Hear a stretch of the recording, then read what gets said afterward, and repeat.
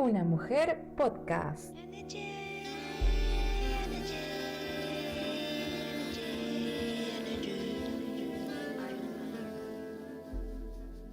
Hola, ¿qué tal? Bienvenidos una vez más a un nuevo episodio de Una Mujer Podcast. Estoy emocionada de haber llegado al 7º episodio y sobre todo porque el día de hoy hablaremos de una de mis escritoras favoritas. Tengo una anécdota de cómo yo la conocí.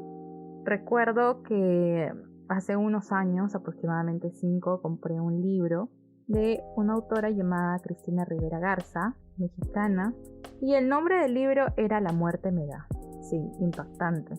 Y realmente valió la pena cada momento que la leí, cada hoja que seguí, porque no solamente la historia te atrapaba, sino también que hablaba de Pizarnik de una forma hermosa. Y la abarcaba en la temática, pero también la forma de escribir de Cristina estaba completamente influenciada por Pizarnik.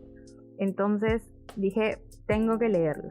Pizarnik se encuentra entre las voces más reveladoras y reconocidas de la literatura argentina. Su obra, compuesta por poesía, traducciones, diarios y crítica literaria, es fundamental para entender la literatura de su tiempo. Es necesario hablar de la vida de Pizarnik y sus orígenes para entender su mundo interno y por lo tanto sus obras. Así que comencemos. Flora Alejandra Pizarnik nació el 29 de abril de 1936 en el Hospital Fiorito de la localidad de Avellaneda. Sus padres, Elías Pizarnik y Resla Bromiker, emigraron de Rovna, localidad ruso-polaca. Pasaron un tiempo en París y llegaron a la Argentina.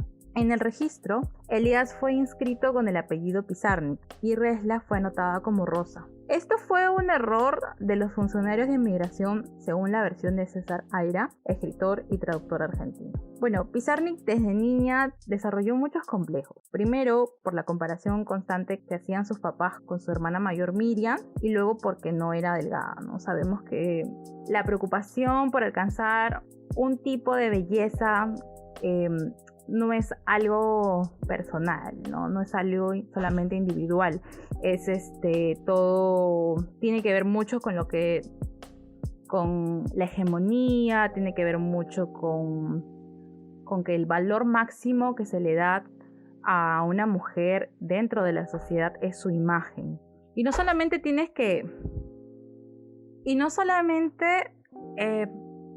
ser hermosa de forma única, sino que tiene que cumplir, y no solamente tiene que ser, puede ser hermosa desde una forma única, ¿no? Porque todos somos distintos, sino que tiene que cumplir una serie de requisitos para poder considerarse bella dentro de lo que espera la sociedad. Entonces yo creo que este problema tal vez parece superficial y está tan banalizado, que esto es algo que ocurre siempre desde hace mucho tiempo y le ocurre a muchas más mujeres en general, ¿no?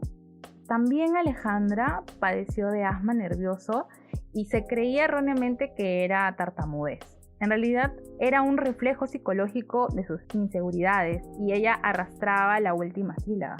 Estos problemas, estos complejos, estas inseguridades que tenía, la quejaron intermitentemente a lo largo de su vida, al igual que su condición de extranjera, ¿no? De sentirte que esta no es tu tierra, este no es tu país, a pesar de que hayas nacido ahí, porque su cultura, su religión era distinta, venían su familia de otro país, entonces eso cala bastante en la personalidad de Alejandra.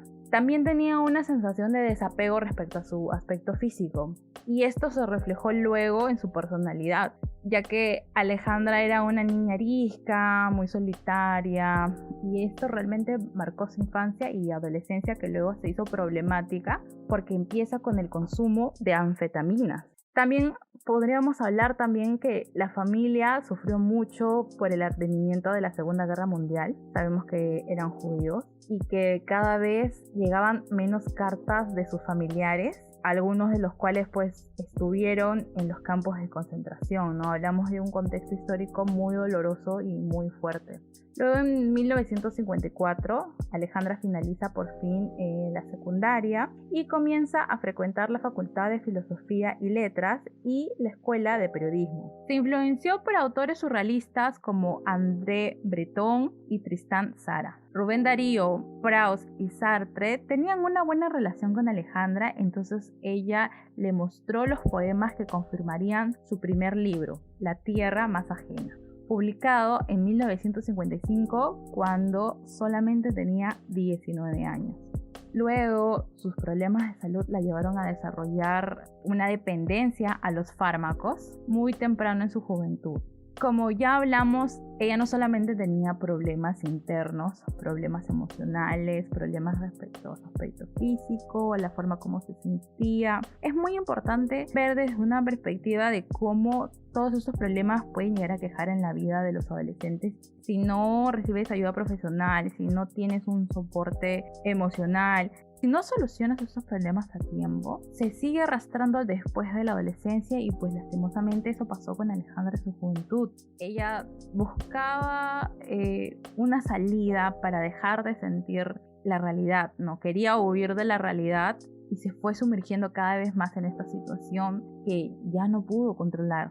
Respecto al trabajo de Pizarnik, comenzó a realizar traducciones literarias y a colaborar en la revista Poesía Buenos Aires. Empezó también en la facultad, pero su personalidad no iba con lo sistemático de las clases. Ella era más una bohemia que quería leer Arthur Rimbaud, El Conde de Lautréamont, Artaud, Antonio Porcia, Oliverio Girondo, Stefan Mallarmé, James Joyce. Era completamente apasionada del surrealismo y del existencialismo. Y en 1956 conoció a Roberto Gianni en la librería Letras de la calle Viamonte. Pronto pierde el interés en la facultad y la abandona. Como terapia, Alejandra comienza a incursionar en la pintura, en el taller del pintor Batle Planas y a psicoanalizarse con León Ostrov. Pizarnik, muy joven, el 25 de septiembre de 1972, a los 36 años, en Buenos Aires, se quitó la vida. Y para muchos es una de las autoras imprescindibles de la literatura argentina del siglo XX. Ahora hablaremos de la obra de Pizarnik. La poesía de Pizarnik ha sido fuertemente influenciada por grandes vanguardistas franceses. Podríamos ubicarla en la línea de los poetas superrealistas y que más allá del lenguaje lograron desarrollar una poética sinestésica donde podemos sentir distintas sensaciones. El espacio, voz, sonido, color se funden y, queramos o no, nos transforma en cada palabra. La poesía de Pizarnik es la más conocida, pero debemos tener en cuenta que sus diarios y sus correspondencias pueden permitirnos ver el fondo poético de la autora. Su búsqueda de una identidad, la sensación de pérdida constante y la muerte son los tres temas fundamentales de su obra. Leer a Pizarnik es sumergirse en el infierno, pero salir de él con un poco más de luz. Algunas de sus obras inolvidables son Árbol de Diana, Extracción de la piedra de la locura y La condesa sangrienta.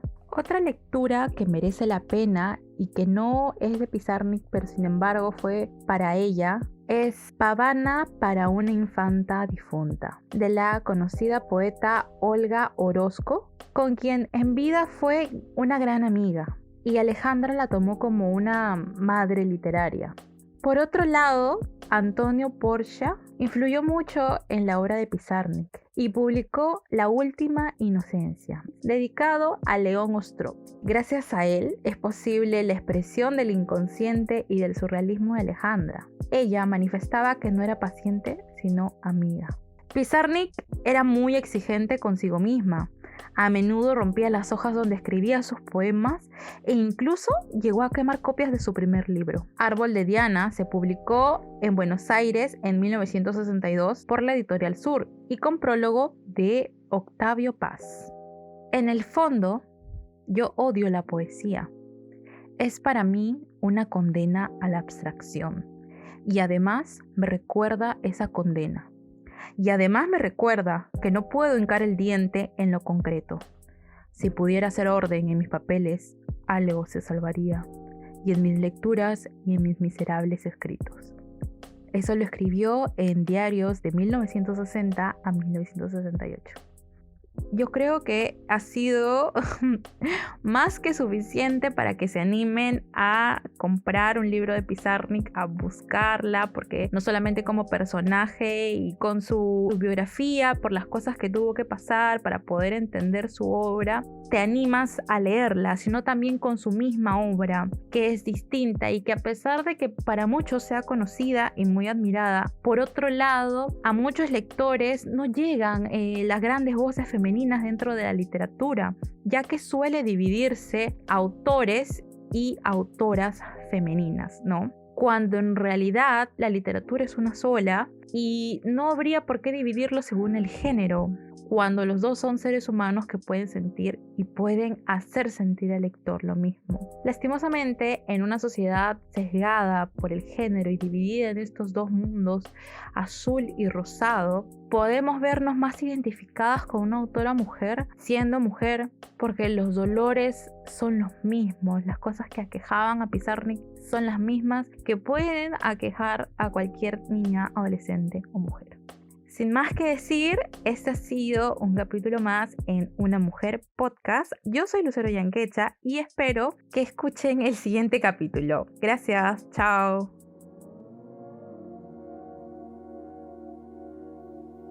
Una Mujer Podcast.